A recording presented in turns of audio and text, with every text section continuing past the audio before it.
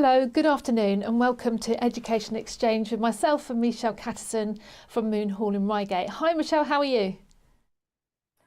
Really good, thank you. I am looking forward to the holiday, which starts this Friday. I think it's well needed after a busy half term. Yeah, absolutely as well. So we've got our governors. So the discussion topic today is the world of school governance, because I mean it's amazing the work that our governors do, isn't it? Yeah, and I think what we need to remember, especially as there's a lot of talk on inspection and the standards and everything, being a governor is a volunteer role. And I am very appreciative of anybody that gives up their time to help another organisation. But it is not easy being a governor, especially under new framework where much more is expected of our governors with the compliance side of things. So yeah, I've been a governor myself. I'm chair of a board at a charity organisation. So it's not easy, but I'm very appreciative to all governors who put themselves forward to help. And we're really lucky that we've got some wonderful panellists today. So we're going to introduce them first. And we're going to start with Andrew, if you'd like to introduce yourself. Andrew Main, good afternoon. I'm a governor of Mount Kelly College in deepest, darkest Devon. I've been that for about 7 years now. I made the mistake of sending in a review of what they were trying to do with my daughter to attend a race meet, and the headmaster was so impressed with the constructive argument, he asked me to become a governor. That's wonderful. We first met a couple of years ago at an event in London. So Andrew, can you just explain your background, because you've got an interesting background about what you've done in your career? Well, career-wise, I've worked in the UK for most of my career, but I did spend 5 years based in Japan, covering the Southeast Asia and Australia, and I also spent some time in California. Thank you. Now we're going to move on to John. Yeah, thanks, Christine. So I, up until a couple of years ago, I was principal of MPW, which is a big GCSE and sixth form college in central London. So at the time I was an ISI inspector. So the last 2 years I've been doing education consultancy, working with a lot of ISA schools, mainly doing their pre-compliance inspections. But I'm also now privileged to be a governor of 2 schools. I'm vice chair of governors for Highfield Priory, which is a small 3 to 11 prep school. And I'm also on the advisory board of a brand new school called Landon School down near Heathrow, which specialises in children with autism. And I now also go round governing bodies and give them advice of how to show good governance, especially, as Michelle said, the importance with how governance is engaged and involved with ISI inspections. Thank you. Over to Kate. Hi, yeah, I'm Kate Taylor. I'm currently the chair of governors at St Piran's Prep School in Maidenhead. I'm also the chair of a mental health charity in Maidenhead. I've just taken that role over too, number 22. I've been a governor, I'm in my 11th year, and I've been chair now I'm in my 9th year. And my reason for joining was I'm an ex-parent. Both my daughters went through the school from ages 3 to 11. My background is law, and when my youngest left, I was asked to join the board. So I've been there ever since. It's a school very close to my heart. Thank you. Sandeep? Hi there. Yep, my name is Sandeep Mohan. I am a chartered accountant by profession. I am a partner at BDO LLP. I've been a governor with Eton End School. It's a small prep school in Datchet for over 2 years now. And one of the reasons I joined there was a bit like Andrew. I got sort of sucked into it in terms of reaching out and giving my updates and thinking how I can help from a financial background, and never looked back since. Thank you. And Toby? Get myself off mute. Hi, Toby Brett. I'm the chair of governors of Christine School, LBS Ascot. I'm very proud to be so too. I got involved with the school initially by being a trustee of the charity. We're owned by the Licensed Trade Charity, and the school is one of the schools that they own. Thank you. So, John, we're going to put you on the spot first. Okay, so can you tell us, what is governance? What is its purpose? And what is the role of a governor? Well, from my view, I think governance is absolutely crucial in having the ability and oversight over the school's function and maintaining the non-executive role within a school to ensure that you are looking at the strategy of that school, making sure you're covering all the finances and the ability of the school to function successfully whilst not interfering with the management of the school, which is the head's business and the SLT. Thank you. Michelle, have you got any questions for the panel so far? No, I just think what John said is really, really important. It's that sort of line that must not be crossed between operational and strategic, which is really difficult at sometimes, because you want governors to, well, you recruit governors on your board because they have a certain skill set and they're going to enhance and be able to support the organisation. So you're recruiting these individuals that are skilled in certain areas, but then almost sort of reminding them on occasion not to get too involved in the day-to-day side of things. So it's really difficult to tread that fine balance between having the support of experts, but also not dictating how the school should be run day-to-day. So I think John hit the nail on the head there. So all the governors that we've got on the panel today, they're all from very different schools as well, with different structures as well. So I wonder if we could just go around the loop again and just describe what the governing body looks like in your school, and the different roles, different subcommittees, that kind of thing, how you pull it together, how many times a year you meet. What does it look like in your school? Andrew, can we start with you, please? Sure. We have a relatively flat structure. We meet once a term as a full governing body, and there's 21 of us and a chair. I sit on the Finance and General Purposes Committee and also Strategy. We also have safekeeping. I can't remember all off the top of my head all the committees. Obviously, education.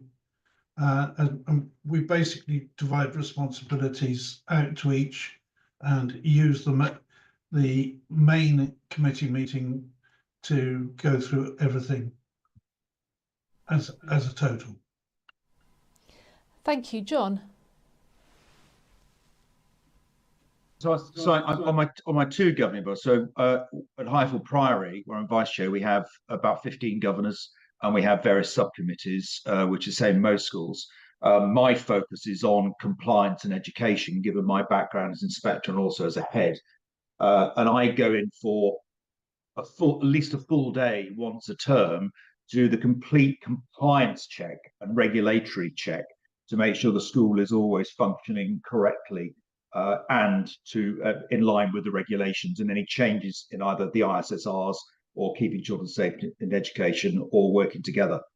On my other board, we have a much smaller advisory board because it's a brand new school. And on there, again, I specifically take the role of compliance advisor, so advising again on the regulatory issues to do with making the school is functioning within the regulations. Thank you. Kate? Hi, I have 13 governors, including myself, and we meet as a board once a term, but we have 4 subcommittees, similarly, education, finance and general purpose, buildings. We actually have a subcommittee for buildings. We found that useful because we were using a lot of time at finance talking about the nitty-gritty bits of building, and meetings were going on too long, and marketing. You mentioned strategy, Andrew. What we've done is, over the last 4 or 5 years, as and when we have needed to, we have switched one out for the other between marketing and strategy, just to try and be a bit agile for when we needed it, for example, during COVID, etc. We've just switched back to marketing. And I sit on all of those committees, and that was a personal decision because I found it promoted a unified approach to all governors across all committees. So where a discussion might be taking place in education, I wanted to make sure the finance committee were effectively getting the same message. I find it really useful. It is time consuming, obviously. And we have allocated governors. So we have a health and safety governor, a safeguarding governor who comes in and does what John's talking about, the single central register, etc. Sits in on 2 of the safeguarding meetings, management meetings. And from that, we've developed government monitoring. So governors are allocated 2 or 3 managers, senior leadership and down, that we're supposed to keep in contact with through the term and go in and see. So that's our sort of structure. Thank you. Sandeep. Yeah, nothing much to add from Kay. I think she covered most of the areas there. But yeah, it's pretty much there. It's much smaller from our side, from Eton End, given the size of the school. We probably have about 8 governors in total. And what we've done there, we made a conscious decision in the last probably 18 months to get governors outside where we didn't have the expertise. So we got governors from external schools who were coming on board as the academic and providing that leadership qualities there. We have a dedicated lead for safeguarding, which was always been high on the agenda. And I personally sit on 2 of these committees. We have 2 subcommittees across the board. We do, again, like the rest of you guys, we meet on a termly basis as a full governing body. But the subcommittees then meet quite regularly, assessing any of these risks that we identify. I myself sit on the facilities and the health and safety committee, as well as the finance committee. Thank you. And Toby. Yes, so we've got 7 governors for LBS. We have a slightly different structure to lots of schools, being owned by the charity, which have 3 schools themselves. So the governors can concentrate on safeguarding, leadership, academic, rather than getting too much into the nitty-gritty of the finance, because we have an exec board and a board of trustees in the charity that look into those in more detail. We meet as a full governing body once a term, and then we have a day of subcommittees each term, which we've actually got this week, and we break them down into half a dozen subcommittees and spend time on each of those areas. Thank you, Michelle. I know last week when we did this, we had a panel of head teachers, and I know that was pretty scary, wasn't it, last week? But this one, having governors on here who we actually report to, is probably, I don't know, even more scary. What do you think? Yeah, I absolutely. And I think these are our bosses. These are who can basically tow us, put us into line. And the role of a governor, I hold in really, really high regard. I have a great relationship with my chair of governors, very open relationship, that if I'm not happy about something or vice versa, we can have a really professional dialogue on that. And I think, I value hugely. My structure is similar to what's been described here. My board are also directors as well, because we're a charitable trust set up by our founders, and we have similar once a term meeting, and then we have our safeguard and finance, HR, academic and premises meeting. But I think as well, and I don't want to bring every conversation round to VAT and different things, but I think all governors have really had to step up and become even more involved in the school of late, because there's been so many different decisions around education that's needed governor input. And it does make me think sometimes when I look at my board, and I am really appreciative of them. Why are you doing this? Why would you want to do this? It's a stressful role at times. It does need time commitment on occasions, and especially when things aren't going well, that you need the governors all to sort of rally round and step up and step in. And I'd be really keen throughout today's call to hear the other side of that from governors. Like, why are you a governor? Well, what if it is all doom and gloom and the situation at the moment is quite challenging? At some point through this call, I'd be really keen to hear why you enjoy being a governor, why you think it's beneficial, because we're always looking for governors to join schools. And it'd be really great for some people that are maybe listening on this call to hear about the positives of being a governor. That's a really good point there. So let's throw that open to the panel. Let's start with Andrew. I thought you might be. I think if the one thing that has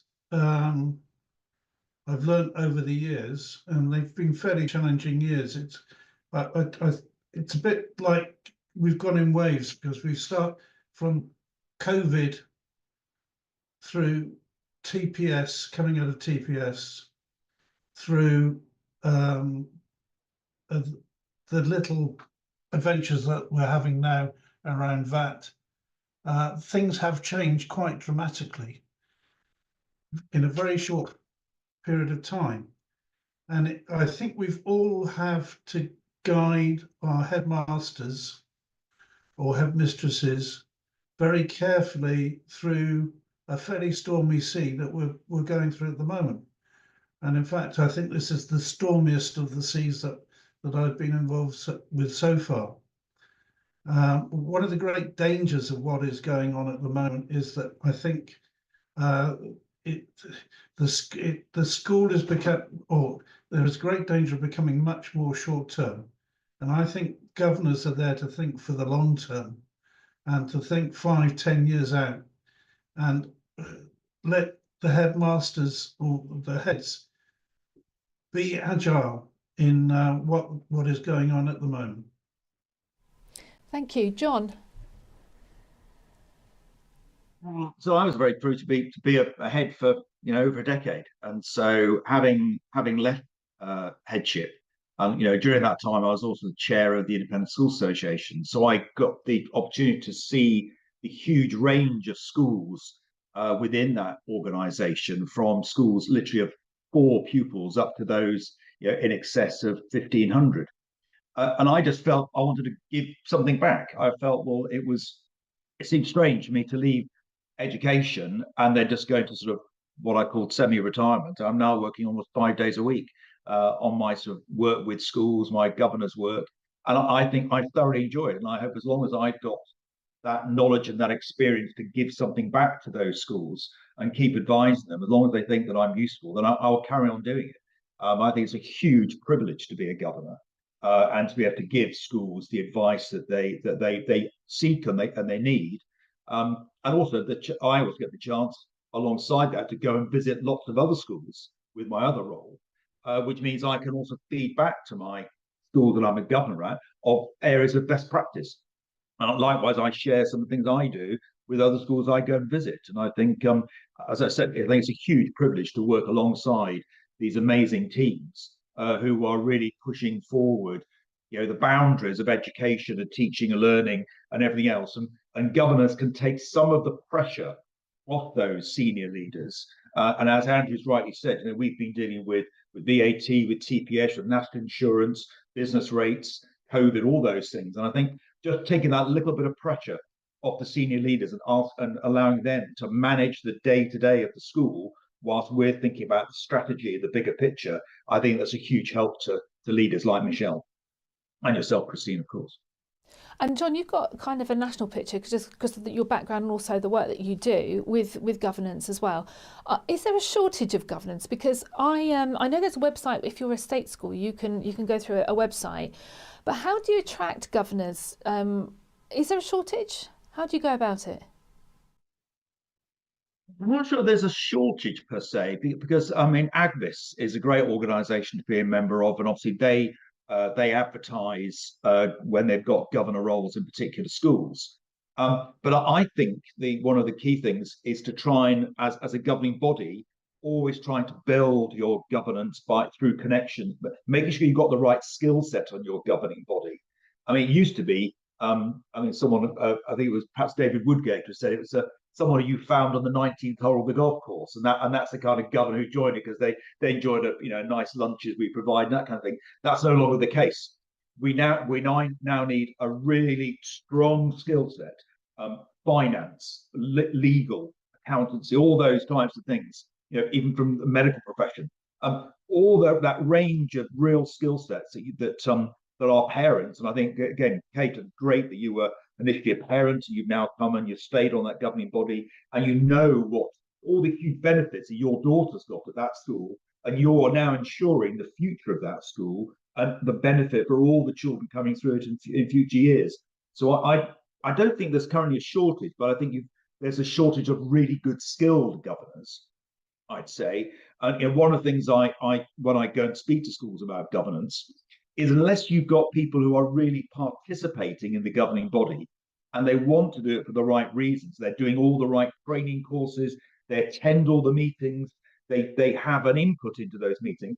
If they're dead wood, I'm afraid it's, chairs of governors then have to get rid of those people because they're not adding any benefit apart from taking advantage of being on a governing body. That might be quite hard, but I think in this day and age, you've got to have the commitment from those governors, especially in times of the new inspection framework, which is really focusing on leadership, management, and governance. And if you haven't read it yet, read ISSR Part 8, which tells you those 3 bullet points, exactly what you need to do. That's great. We'll come back to ISI in a minute and compliance. But Kate, why do you do it? And how you're chair of governors, so have you had to have any tricky conversations with some of yours? And I know it's a bit awkward because you're in there. Yeah. Well, I think everything John said, I agree with. For me, obviously my love of the school and wanting to carry on, give back. Also, I was really fascinated by moving to a completely different role. Really, I'd been a city litigator, and this was very, very different. My first couple of years, I couldn't quite understand the workings of schools and the staff, but I've really enjoyed learning what I consider to be a new job, and TPS, all of those issues. I feel I was able to bring a skill set to that, but I also felt I learned a huge amount from them, and grew from then. You touch on the relationship for a chair, and I think that is also one of the things that has kept me there as long as it has. I really value we talk about the triumvirate, the head, the bursar, head of finance, however you want to call it. That is probably the biggest part of my job, is actually supporting the head. Headship's a very lonely place to be, and there are times when you can't really talk even to your SLT about things that you're concerned about, or you'd like to bounce ideas or worries or concerns. And that's the role I play. So I'm really proud I have a very good relationship with pretty much all the staff. I know them, and I think that's something, on a slight tangent, I would say about parent governors. That actually, when you have changes in headship, you have changes in senior leadership, if it's a parent that has known the school for quite a while, knows the staff really well, but knows the parent body or the type of parent body, I think we're really useful in being able to react. They'll often say to me, Kate, how do you think the parent body will react to this? And I'll go, terribly. That's a really awful thing to do. I think I was put on the spot in the first term of my first year as a governor, and I was not intending saying anything. I was going to be very, very quiet and sit in the corner. And one governor came out with an unbelievable statement, and I just thought, the parents are going to go mad, because I'd been a parent the term before, and I actually had to stand up and talk, which was probably why I ended up in this role. But there is so much to gain from being a governor and a chair of governor, and it is hard work. And Michelle's right, there's a lot of responsibility now. And I'll just throw in there, at some point, we may have to pay our governors because of the time that we put in. I'm lucky I can devote the time I do, but there are a lot of people that can't. I think that is a question that's coming up more and more. Sandeep, what do you think? Yeah, look, I sort of got involved in the governorship, as I said earlier on, and pretty much where it sort of triggered something in my mind was during the COVID.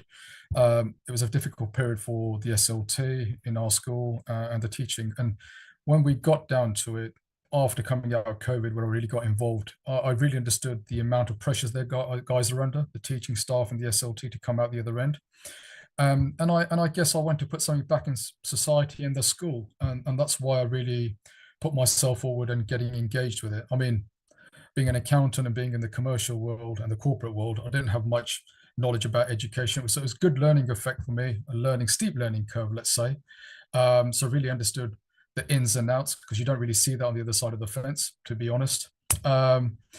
But the other side of the flip coin is there's a lot to learn from it. And should I use the word selfish reasons as well? Because I do want to grow personally as well. And I think it's a great environment to learn about yourself and develop yourself as well as part of that.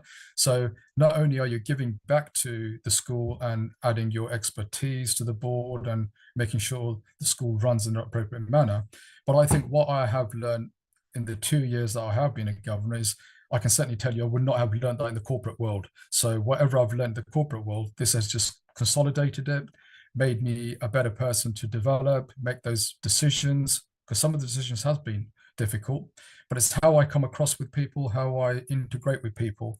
And that's been a huge learning curve for me. So that's the biggest takeaway that I've got from the responsibility. That's really good. That one about personal growth, I really like that. I think that's fantastic. I mean, Toby, I know that you're running multiple businesses, and the time you give to LVS Ascot is just phenomenal. So why do you do it, Toby? I have to echo what Sandeep says. There is so much personal development from being a governor, chair of governor, trustee of an organisation, which is different from your own organisation.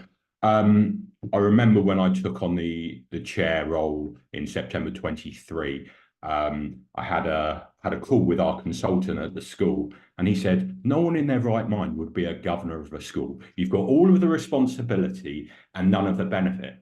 I disagree. We get so much benefit. We do deal with a lot of problems, a lot of trouble, and the bad news always seems to find its way to us.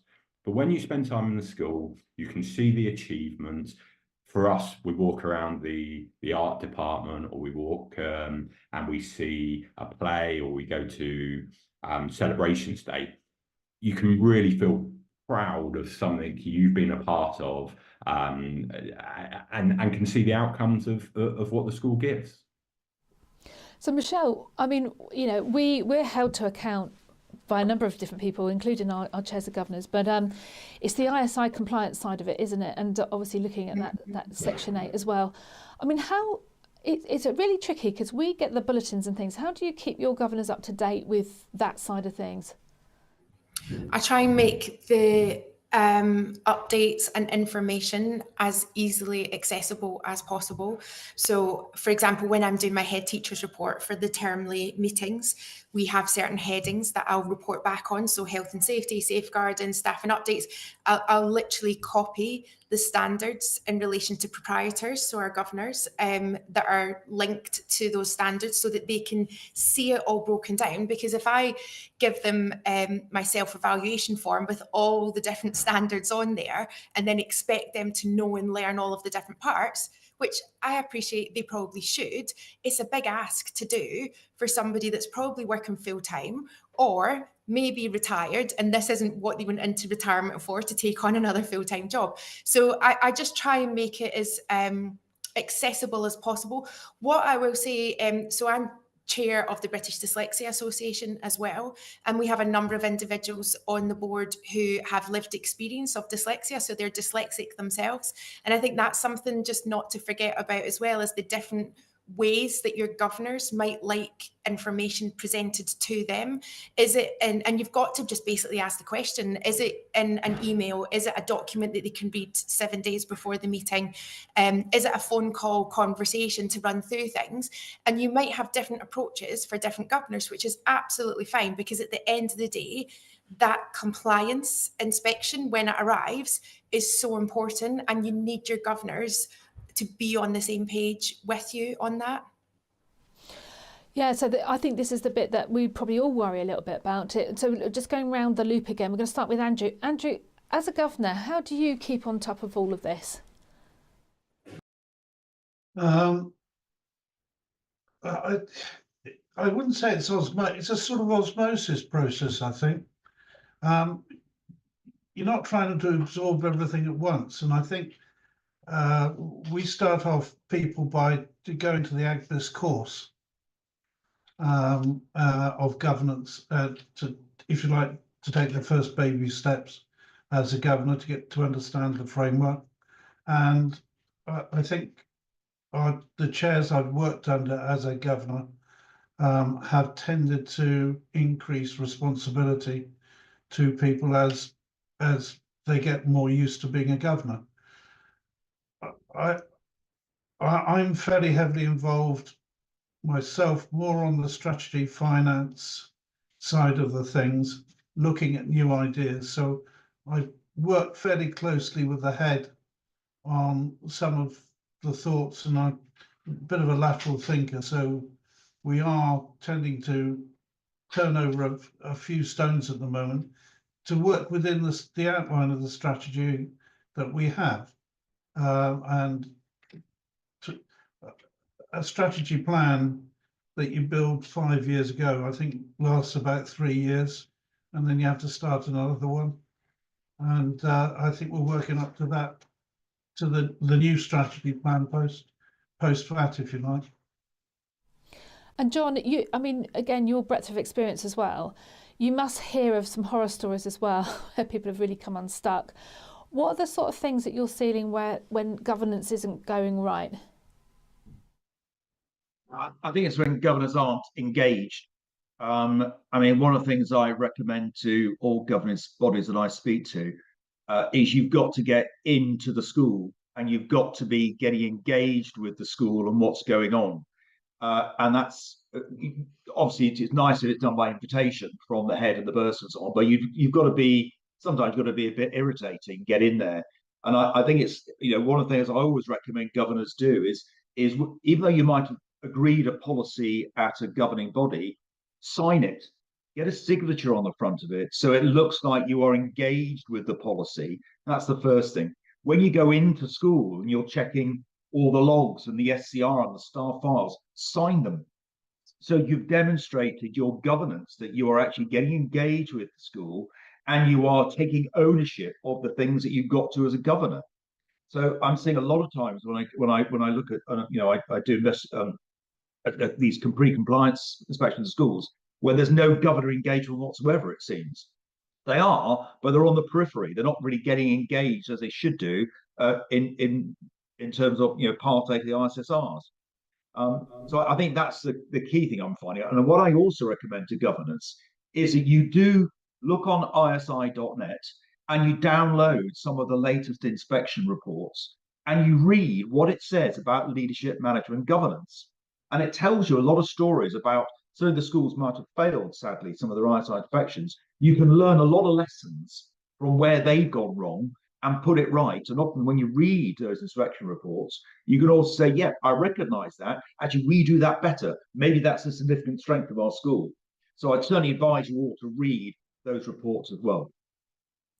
Thank you, Kate. So how do you keep on top of all the compliance as chair? Well, sort of over a number of ways. I'd encourage, I've talked about the governor monitoring. So the way we've set that up is actually to make sure we have governors that are responsible for specific areas. And that has been set to the framework by our headmaster. So going back to John's point, us just getting in there and knowing our areas of expertise and how we need to be scrutinizing, holding to account, making sure those pitfalls don't arise. We have, as part of INSETs, we've done it for both rounds of inspections. We've actually had an old inspector come in and talk to us about all the updates. And then actually we've had a mock inspection. So where we're effectively audited, and that's done educationally and on the compliance side. So I think probably what I always think is a bit false is everybody getting ready for this so-called inspection, where we should really be inspection ready the whole time. And that's the approach we take. So making sure we're in, our health and safety and buildings chair are in twice termly, doing safety walks, just going around and sticking their noses, as you say, John, into places that annoy, that certainly the facilities manager, and just being observant. I mean, it's as silly as a governor going, that step's really quite dangerous. And it's that. So yes, it's kind of, it sort of filters down from a strategic approach to boots on the ground, really. And that's what I encourage. I like what you just said there about it's another pair of eyes, because sometimes when as heads we're so involved in what we're doing and we get so wrapped up in that, sometimes it does take a fresh pair of eyes to come in and go, as you say, what about that step ladder, or what about that trip hazard over there? Sandeep, what do you think? Yeah, Christine, so nothing much to add on that. The only thing I would say on that is I think you need to have a board governors who are aligned on the same, because, you know, whilst you have the participation, just like as John said, what you need to do is everyone must be singing from the same hymn sheet. And this is where I felt, you know, sometimes the governance doesn't well, where you sort of have these discussions offline, but not all the governors are on board, or they have different messages on there.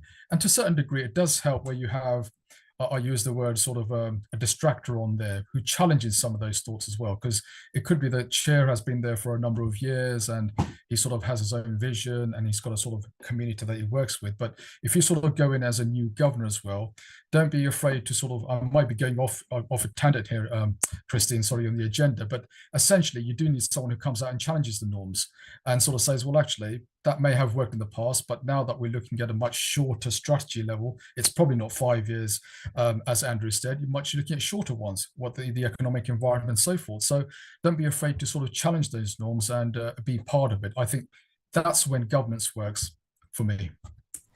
Brilliant. And Toby, you've got, I mean, all our governors work really hard, but you have got health and safety, safeguarding, all of the well-being and personal conduct. So what are your thoughts on all of this? I think the best way to make sure that you stick to the framework is structure. We sit down at the beginning of the year, we work out what the subcommittee should be, and that is following the framework and making sure that every area is ticked off through our subcommittee meetings. One of my areas, which has been for a number of years, is safeguarding. We got our single central register exactly how we wanted it. We have it audited externally as well as every half term by myself. And I think one of the others said, sign it, make sure that it is documented that you've seen it and you've gone through, checked all the files, made sure that you've done it. But structure is a key to all of this, to make sure that all the boxes are ticked and you meet everything until it changes again next year or the year after. So that's a really good comment, Michelle, until things change again. What do you think? Please don't. I'm only living in the moment at this just now. Don't scare me off anymore. So I'm listening to all of this, and the thing that's kind of at the forefront of my mind is the difference between support and challenge, and how that's quite important for governors to make sure that you've got enough support there, but they're also challenging as well. And governors are also quite often referred to as being that critical friend. And I wonder how the governors that are on this panel, how do you do that? Because you're building this relationship of mutual respect between the head teacher and the members of the senior leadership team. You're building trust in one another so that decisions will be made in the best interests of the school. But then you've got to challenge. How do you manage to keep the trust and the respect of the senior leadership team at the school by challenging and supporting at the same time? That's a good one. Andrew, we're going to kick off with you. I'll give you an example from yesterday. I was wearing one of my other hats. I'm a swim official, and we're a very well-known swim school. And yesterday was the Devon County Championships, which were booked months ago and took place at the Plymouth Life Centre, which is right next to Plymouth Argyle's game, where they had Liverpool turning up with 1 or 2 fans. So we were moving 60 kids into a cauldron and out again. And how the logistics and how that was working. So I made a point of going down on the minibus, or one of the minibuses, which is a great thing to do, because As you know, minibus drivers know everything that's going on in the school in the first place.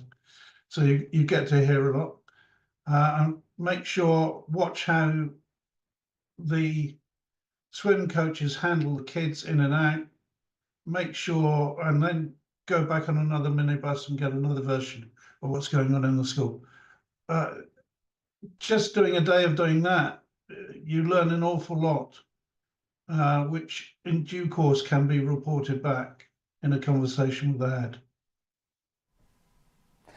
Thank you, Andrew. So, Kate, critical friend, but also holding to account. Yeah, it's a very, very delicate relationship. And I think you have to build it really from day one. I think it requires on all parts a really strong level of emotional intelligence, because you're reading, I find as the chair, schools are very emotional places. And I think that's probably one of the first challenges I had, particularly when you have a number of board members who are coming to you from the corporate world and are almost saying, for goodness sake, wouldn't get away with this in the corporate world. We would all get a good slap round the face and told to sort ourselves out.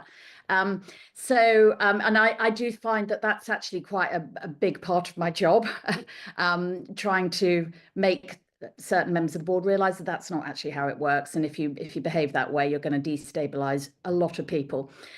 So it's trust and it's respect. And I genuinely think it grows over time, and it's how you build that relationship, and you build up experiences that your head, your bursar, your senior leadership and your staff, because over the years I have had staff come directly to me, which can be quite uncomfortable, because you've talked, Michelle, about the operation line. I would say there's an awful lot of conversation about we mustn't step over the operational line.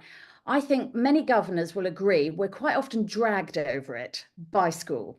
And at certain times, COVID being a really good example, they absolutely needed us to be operational. And sometimes it's just all hands to the deck, and then I need to pull us all back again and get the balance right. But I genuinely think it's relationship. And if that relationship breaks down, there's all hell to pay.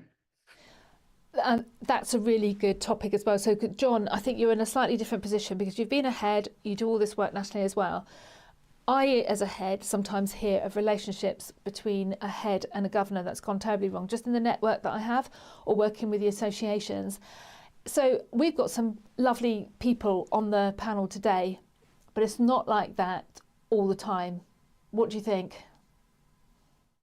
Yeah, you're right. It's not like that all the time, and I think that relationship between the governing body and the head is so crucial. And I think, as Kate said earlier, I mean, it's also the governor's responsibility to look after the head, look after the well-being of the head, because they are forgotten. They're at this sort of centre, this inverted pyramid between the staff and the students, and upwards the governors and the parents. And having some support for the head is so crucial. I think you build that trust through demonstrating your competence, first of all. If you demonstrate your competence, and you're always investing your time in supporting the head and the staff, I think that relationship grows. And Kate so rightly said that it's going to grow over time, and that respect will grow over time.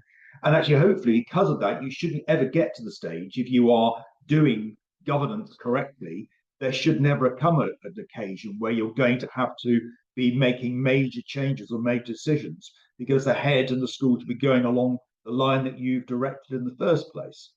But when it does break down, then you've got an issue, and the question of where is the breakdown? And that's where the chair of governors, if it's not the chair of governors breakdown, that's where the chair of governors is so crucial in making some key decisions. And it could be moving on a governor. If that breakdown is so severe that it's not working. Or it could be, and this is where true governance comes in, you find that actually it's the head teacher or the bursar who is not actually delivering to their job description and their requirement. And actually that's when it takes a really strong chair to actually go through the process of moving the head or moving the bursar on. And that is a sign to me of really strong governance. And sometimes those really difficult decisions have to be made. And I've seen it happen in a couple of schools, and it's been incredibly successful. And actually, it's also brought the whole staff body along together with the governing body, because the staff realise the governors who appoint the head and they appoint the bursar, when they make a mistake or it hasn't gone quite right, they're also prepared to put it right and put it right swiftly. I mean, Sandy, that must be something that keeps a governor awake, is when you've got that conflict between a critical friend and holding people to challenge, and things don't always go right. And I know we're in very sensitive territory here, but anything that you want to add to that conversation? Yeah, I think at the beginning, I think Michelle made the point, where the governors are the bosses. But what I found is like any environment, whether it's a team sports team or anything, it's got to be a culture. You've got to invest time into that, have that open dialogue and that relationships. But once you invest into that relationship, you've got to get away from that distinction between us and you. And I think what has worked in the past for us when we face these challenges was, we're in it together, guys. We're here to support you. It's not a case that we're overseeing you. We're not micromanaging in any way. And I think that's where we get the differentiation from an operational level, from a governance level. But if you seek our advice, we'll be here to support you in directing the right position. But it really boils down to getting rid of those barriers where you're seeing them as, oh, we're being overseen, we'll be judged on every move we make. I think it's more of supporting every move we make and being, your ears on the ground, and where you want to have a discussion around it, as opposed to challenging every decision the SLT makes. So it's really breaking down those barriers is what I see. Thank you. And Toby, this is a bit awkward for you because I'm your head and you're my chair of governors. but anything you want to add? I don't think it's awkward at all. I think it shows our level of relationship, that this fine line we're talking about treading, it's really important for us to go right up to it, which will inevitably mean that someone will step over it. And you are confident enough to pick up the phone and go, we overstepped the line then. Likewise, I will with you when we feel that one of your SMT hasn't performed quite well enough. We need to be challenging. We need to push the boundaries to show that we're governing and we're doing it properly. And when passionate people push too hard, sometimes they do overstep the mark. Yeah. Oh, I'll go now. Michelle, anything on what we've just heard? No, I'm just picking up on all the the relationship between you and your chair and thinking is there something? No, not at all. John, you mentioned head teacher wellbeing, and I don't want to sort of deviate too much from the agenda, but it's well known that teachers are leaving the profession in droves. Head teachers are facing burnout. They can't go on anymore. There's just so much to be done within a school setting. I'd be keen for each of the governors, given that we've got probably governors watching this, parents, teachers, head teachers, lots of different people. What is the one thing that you've maybe done that has really helped or promoted head teacher wellbeing, that either I could go and tell my governors that they need to do, or that somebody else might be on this call thinking, but just one thing that's really worked for your relationship between the SLT and the board? Want to start on that, Christine? Yeah, absolutely. Over to you, John. Yeah. Yeah. So I mean, whilst I was chair of ISA, we introduced Health Assured for all the heads. So it was paid for by ISA, and all the heads as members of ISA were able to access that. And I know from personal experience, through supporting a head that was going through a very difficult time, they took advantage of that, and that transformed them by having that support. So again, if schools do nothing else, I mean, just I'm going to be to school recently, and they pay separately for Health Assured to support not only the head teacher, but to support their staff as well on a rolling basis. So I think having that external support is really important. When I was a principal, I had 3 college counsellors, and I made sure that, for example, all my DSL team were booked in for a minimum of half an hour a week to get their support, because being a DSL at the moment is a really torrid time, and actually giving them the backup and support, again, on a very private, personal level, so they felt that they were getting support. So I think that I'm sure there's more we can do. Sometimes it could be quite difficult for a head even speak to the chair of governors or one of the governing bodies, because if they talk about a problem, they might think it demonstrates a weakness. Actually, I think it demonstrates a strength by the fact that you can actually go and speak to your chair of governors or one of your governing body and say, I need help, I need support, I've got a problem, what can you do to help and support me? And if you've got that good, close relationship, and Kate has brought this up a number of occasions already, that's crucial to the chair of governors or the governing body saying, actually, we want you, you are the person we've appointed, we know that it's a difficult job, we're here to support and guide you, whatever we can do. So for me, that's a strength of leadership, not a weakness. Thank you. Well, because if anybody's watching now who was probably thinking about becoming a governor, we probably scared them away. So I want the panel to think about something that has happened, a memorable moment that has lifted up your heart and mind and sticks in your mind that this is why you've done it. Okay, so we're going to fire straight back to Andrew. I'd have to be our recent ISI report, which was very good. And you know, when you get an outside critical body coming in and looking at every aspect of the school, you do get reassured that as a governor that you're helping to do everything correctly. On the previous point, we have insisted our head has a mentor who's outside the governing body and the head of governors. So he's got somebody to go to be able to talk to, you know, on a professional basis and a personal basis. Because I couldn't agree more that there is so much now that they have to do. Thank you. Kate, a memorable moment. Well, I would like to say every time I go into school to do the good stuff, the fun stuff, I think it's really important governors go into school for all the events that are going on, even if you just do it once a year. I try to go into, one of my favorites is nursery nativity, it always will be. But I mean, even when they do the grotto, I love to go in, and every time I see the children and the staff interacting and being so happy, it sounds twee to say it, but it's actually the reason why. We start most of our governing body meetings with, why are we here? Every decision we make today is for the children. And so there are some really difficult times as a governor and as a chair governor. And I always think, this is why I'm here. This is the fun bit.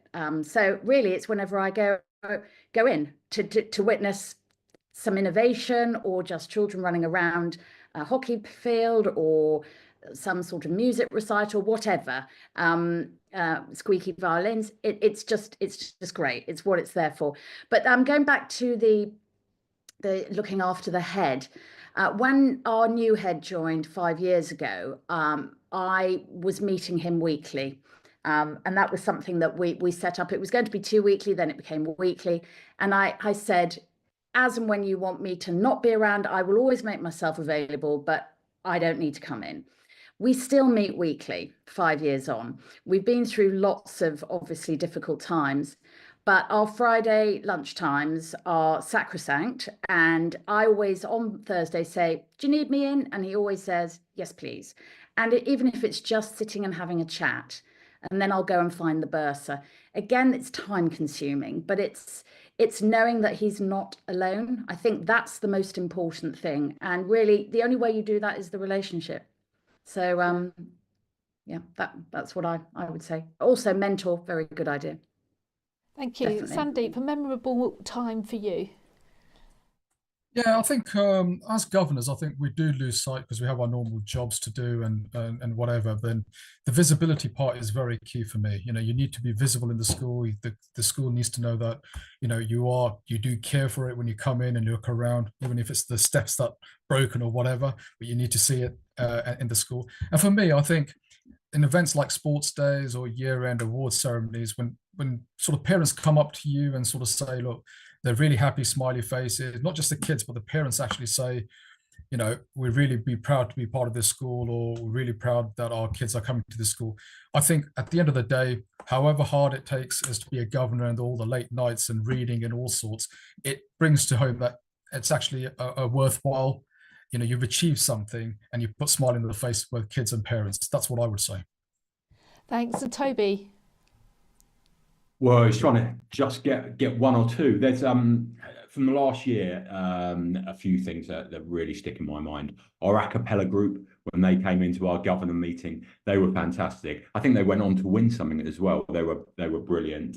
I always like and always take new governors to the Forest School, watching kids embrace our values of taking risk and playing and being real children is brilliant. But I think the best one is whenever we have focus groups with the junior school, because you can put these kids in and you can't get a word in edgeways. They all want to tell you exactly what's going on and how things should be better and what's wrong and what's right.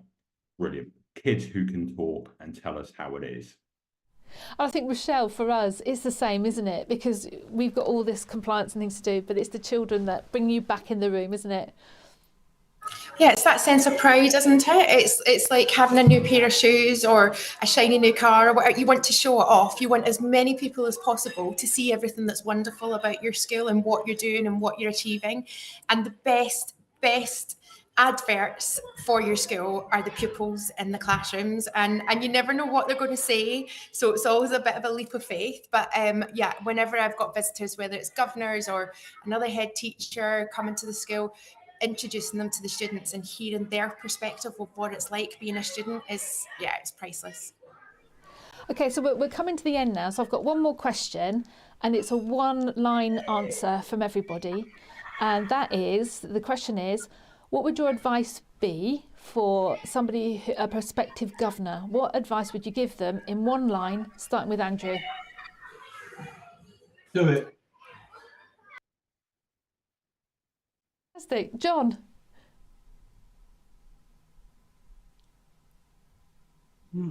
Enjoy, make the most of it. So we've got do it, enjoy it, make the most of it. Kate? Go find a school that you love and introduce yourself. Fantastic. Sandeep? Probably 2 words, have fun. Brilliant. Toby? Find how you can add value. Wonderful. Michelle, what have you got to add to that? I mean, that was just amazing hearing that. Yeah, I mean, I would just say find a school that resonates with your own personal values, where you can make an impact, where you can make a difference, because it's, as everybody said on this panel, it is so fulfilling when you feel that you're doing that. It's why we all go into teaching. You want to make a difference and have that sort of milestone mark on somebody's life, and you can do that being a governor. So as much as the negative things that we've talked about, there's so many positives to being a governor. So anybody that's thinking about it and how they might get involved, then reach out to those schools in your local area and get involved, get down there, like Kate said. And what a brilliant panel we've had today, taking yet another hour of their time in really busy lives to be with us, to just look and explore what it's like to be a governor in our sector. And I just want to say a big thank you to all of you, not just Toby, who's my chair of governors, but to all of you, and Michelle. This has been a really enlightening session, and I hope anybody can get some value out of it. So I think it's goodbye from me and goodbye from Michelle. Bye. If I could just say, you're all welcome to come to Devon if you're ever passing. Let's go. Road trip, Christine, road trip, let's go. You know what, that was quite interesting there, because Toby, that you know that we as governors, and well, you as governors and me, we went to Bromsgrove and we had a really good visit, didn't we? That was a really good day, and I do encourage governing bodies to go and visit schools, and you're very welcome here as well. So let's keep in touch, and let's work together to provide the best for children. So we're coming up to the hour now. It's been lovely to meet you. Thank you so much, and hopefully we'll be back in contact soon. Goodbye. Thank you, everyone. Bye. Take care. Bye-bye.